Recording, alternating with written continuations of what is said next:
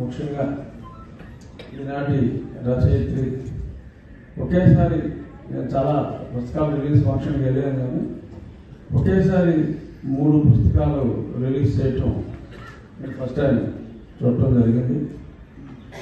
అలాగే book release function అంటే ఏదో యాత్ర 2 సినిమా కలెక్షన్ లాగా ఎవరి వల్ల ఇంతమంది ఎంత ఆలస్యమైనా కూడా ఇక్కడ ఎంతమంది ఉంటారని చెప్పి నా అంచనాలని పూర్తిగా తారుమారు చేశారు. మరి ఇంత టేస్ట్ ఉన్న అభిరుచి ఉన్న జనం ఇక్కడ ఇంతసేపు ఉండటం నిజంగా చాలా ఆనందకరం. చంద్రబాబు నాయుడు గారి గురించి అసలు పుస్తకాలు చదవవలసిన అవసరం లేకుండా జోషణ గారు మొత్తం అంతా చదివింది చదవంది కూడా అవి తెలిసిందంటూ చెప్పేదే, ఇంకా పుస్తకం చదవవలసిన అవసరం పెద్దగా మాలాంటి వాళ్ళకి అయితే లేదు. ఇంకెంతోమంది చంద్రబాబు నాయుడు గారి గురించి, రాష్ట్రానికి ఆయన అవసరం గురించి పూర్తిగా కూలంకషంగా చెప్పారు. ఆయన గురించి ఎన్ని పుస్తకాలు రాసినా ఎంత చెప్పుకున్నా అది తక్కువే. మా లక్ష్మీనారాయణ గారు కూడా ఒక 650 పేజీలు పైబడి ఒక పుస్తకం రెడీ చేస్తానని అన్నారు. అది డైరెక్ట్గా రాబోయే రోజుల్లో మళ్ళీ తిరిగి కాబోయే ముఖ్యమంత్రి గారి చేతుల మీదే ఆ పుస్తకం.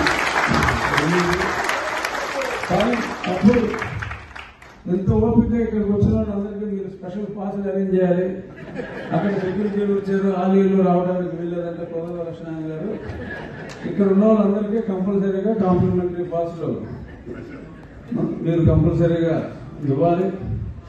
ఇంత చంద్రబాబు నాయుడు గారు భవిష్యత్ దర్శనం, ఆయన ఈజ్ విజనరీ.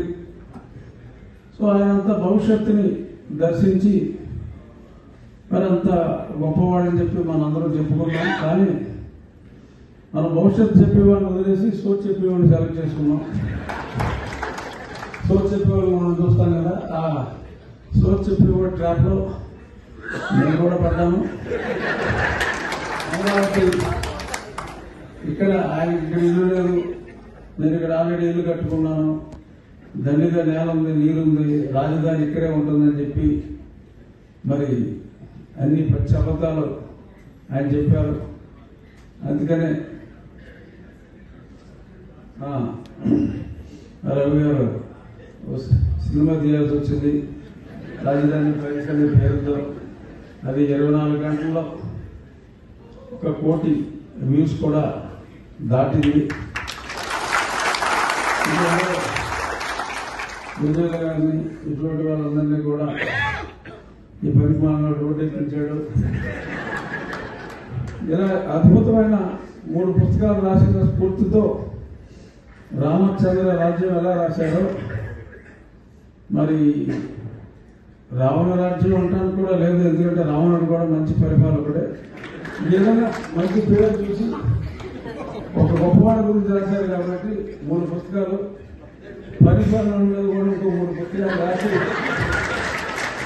రిలీజ్ చేస్తే మొత్తం, ఎందుకంటే తెలియని కోణాలు చాలా ఉండవచ్చు, లేని యాత్ర సినిమా ద్వారా చూపెడతారు కాబట్టి. ఎందుకంటే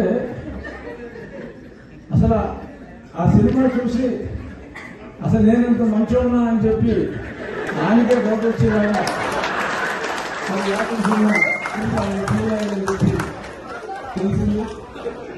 మరి ఆయనలో ఉన్న ఆయన వల్ల రాష్ట్రానికి జరిగిన డ్యామేజ్, తెలిసిన అంశాలనే పేరుతో తెలియని విషయాలలో పుస్తకం రాశారు.